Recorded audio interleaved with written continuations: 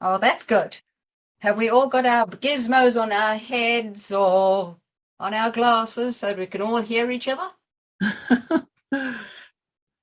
The previous speakers have been absolutely amazing, and there is so much we can take from each and every one of them. So I just want to say thank you for the people that we have listened to over the first period of time. Now we talk about oral rehabilitation. Who talks about it? Nobody. Absolutely nobody. Who talks about it? Somebody in the home, the next door neighbor? Nobody talks about it. Next slide, please. So we have to take our heads out of the stand and start talking about it a lot. Next slide, please. Person-centered approach. I think we've heard that this evening, and it is the way to go. People who are the users need to understand their technology and understand how it can benefit them step by step by step, how they can improve it as well. The appropriate services and supports need to be in place. Now, that is not always available.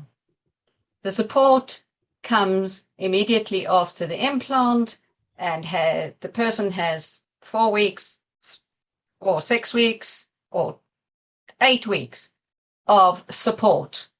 And then where is everybody? So the volunteers are part of this group. They should be part of this group to understand that as a volunteer, you can make one person's life a little easier and a little less complicated. Everybody is different. There are people in this group at the moment who have cochlear implants, hearing aids, and they manage differently. Even if they have read the book, we all manage differently. Everybody, as I said, individual requirements and different approaches. You cannot have a textbook. This is how to get through your journey with a cochlear implant. Everybody's different and everybody manages differently. Next slide, please.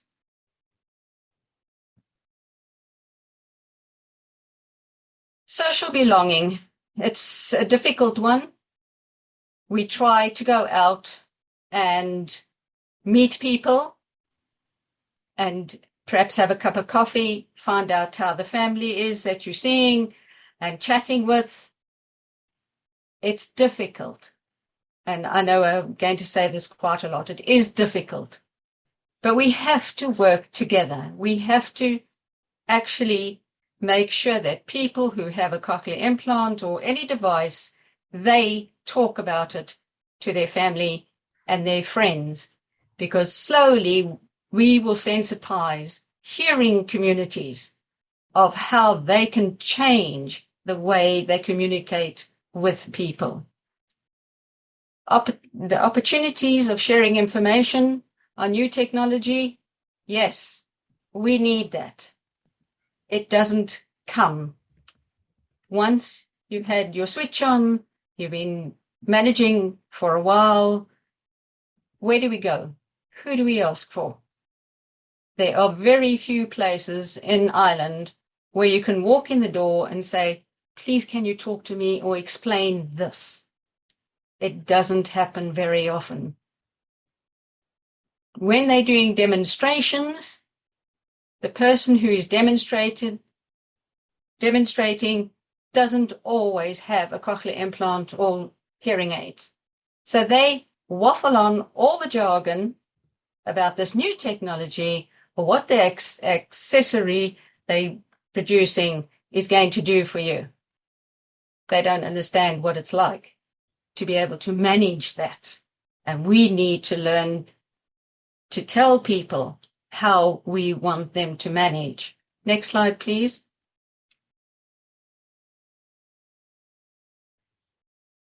Tools to support hard of hearing adults. I am a person who promotes and supports people in Ireland when they're going through their CI journey. And especially if the adults are very severe or to profound hearing loss. So what is involved? Listen to the person sitting in front of you who has fears, who is really anxious, who doesn't even know some of the questions that she would like or he would like to say. So bit by bit and gently, if you introduce them to technology, a little bit at a time, don't give them the whole book. Do they want to listen to the music? How do they know how to connect with the music if that is what they would like to enjoy? If that works, they will have courage to do a different step and another step and manage different accessories bit by bit and better by better. We all forget that we have accessories and we don't use them all the time, but we need to know how to use them when we really, really need them. So it's giving the tools to these people, and in a different environment, they might have to make adjustments so they can get through being in company, for instance. Giving them the courage to open up and say, this is what I love about whatever their technology is, but I'm battling with what I need help in. So we've got to be able to step up. If one of us are asked that and we're not sure about what supports should be discussed, then it's up to us to go to find out and get back to the person. Don't leave them hanging, because they will never come back after that and they will miss out on things. Right. Next slide, please. Right. What I did in Ireland when I was still working for the Hard of Hearing organization in Ireland was I had my cochlear implant in 2009. And it changed my life. I thought I had gone to heaven and all the bells and whistles were there. It took time for me to get there. So when I was working with this company, I realized, and with the cochlear implant department in Ireland, there was nobody talking to these people, nobody to go to say, well, I've just been told I've got to have a cochlear implant and there's an operation and I might get vertigo, and there's all this panic and misunderstanding. So I set up the support group across Ireland for people who were thinking about it, who wanted to talk about it, who had somewhere to go. And we had groups once a week throughout the year. And people could just pop in, sit down, and we'd have chats and do some hearing fun in a room, and they got to talk to each other. Oh, I didn't know you had 2 hearing aids, and what are you going to do? So they became friends in a group who actually minded each other very well. Twice a year, I took them down to a hotel in Portlaoise in Ireland, and I invited everybody with a cochlear implant or thinking about maybe they would like to have a cochlear implant and what was it about. It was always inspiring, because there were people there who had implants who were so excited because they could tell their story. The others were listening to their stories. And they started asking questions, more and more questions. There was no, oh, well, this company's better than that company, and if I'm going to have it, which one should I go for? There was none of that. They had to choose who they wanted to choose. During break time, I made sure that the hearing people who came with the people with hearing loss or cochlear implants, I would make sure the room was very, very loud with people talking, chatting away.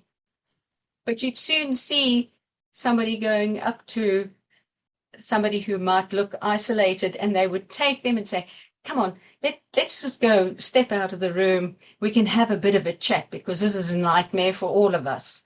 It gave so many opportunities. We also did some lip reading sessions. And of course, me being a South African and the rest of them being Irish, there was much laughter. And I'll tell you one situation. I was trying to do some lip reading with the group. And I said, if you watch my mouth now, you might get it. I went on the, okay? And I'd say to them again, and they were looking at me, and they could not get what I had. It has said about 10 times. And I said, okay. And I wrote bus at the end of the sentence. So they looked at me and they said, oh, you mean a bus? So lip reading doesn't always help, but it's good fun when you get there. Sally, I'm sorry, this is just great, thank you, but we need to just move on a little because of time. Okay. Thank you, sorry. That's fine. It's brilliant. So, next slide, please. Right, so what is it? Who supports the person with profound hearing loss in the home? This has been said before with all the other people who have spoken so well. One of the issues that we had it was mainly the female people who came in to the groups and wanted to learn more, and the men were very reticent in coming in. So we decided we'd invite the wives, the husbands, and all that to a group. And we did some work in the group, and then we split the group. And my colleague took the partners of the person with deafness into another room, and I kept the people with implants and hearing aids in the other. After 10 minutes, they came back in, and there was a man who went up to his wife. They must have been in their late 60s, early 70s, and he was crying like a baby. And he put his arms around her and he said, I really didn't understand how you missed out on everything because I didn't listen to you and I didn't stand still, and I promised to be better after this. They will never forget that, and nobody in the group ever forgot it. Next slide, please. So we set up a buddy system, as has already been said, and the people who were very confident would have chats. We'd pair them up. They can go outside, they could be in the garden, and they went away for about 10, 15 minutes and had their own conversations. One-to-one mentoring as a volunteer is fantastic. It's about supporting them, giving them that little push that they can do it. They can come back anytime if they needed more support. They had to be realistic about their management and hearing and take it step by step. And over time, it does help. Next slide, please.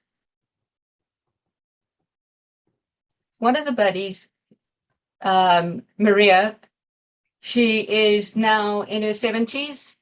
She became deafblind at the age of 3. She completed school. She worked all her life. And when there was a very anxious person in any of the groups, I used to just go over to Maria and say, come, can you go and sit with George or Mary or that? Take her out the room and you have a chat with her. And it always settled the person's nerves. And they usually used to come back in, and Maria would pair them with another person. So Maria was fantastic. Each person introduced themselves, said if they had a CIO and a hearing aid. She came to the first group that I ever had.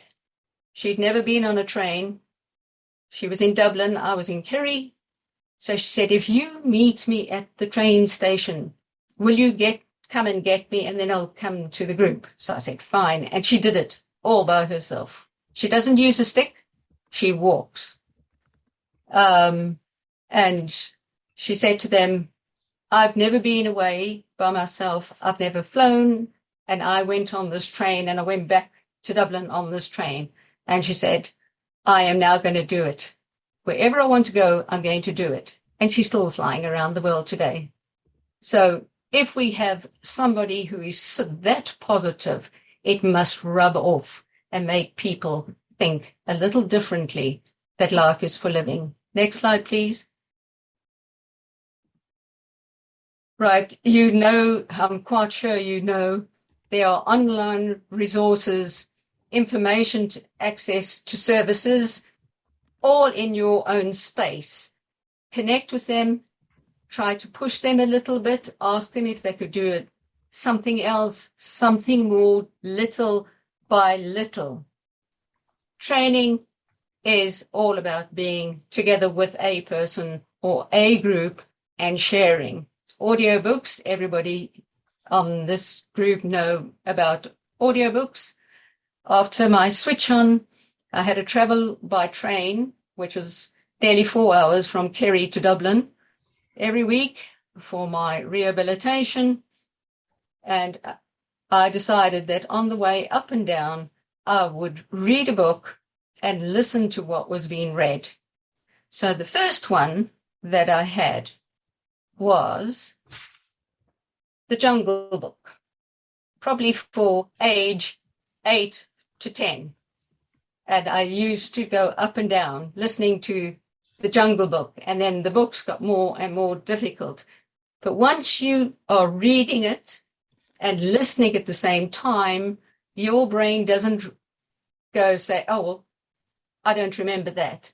You remember every single sentence that you read from the get-go. And it's stimulating your brain, which is where we actually identify the sound or the speech or the music. So it's very important to remember that. Virtual meetings are the way to go at this time. So if we are mentoring with somebody, we have to do it online. And it has managed to be okay, but not really the thing in Ireland as yet. We're trying. Next slide, please. Thank you, Sally.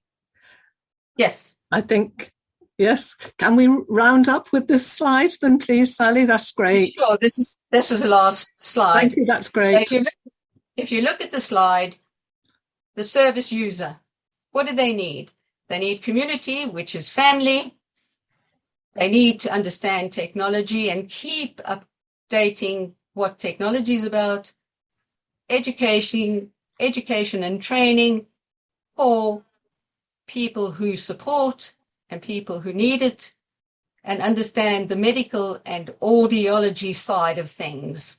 Thank you very much.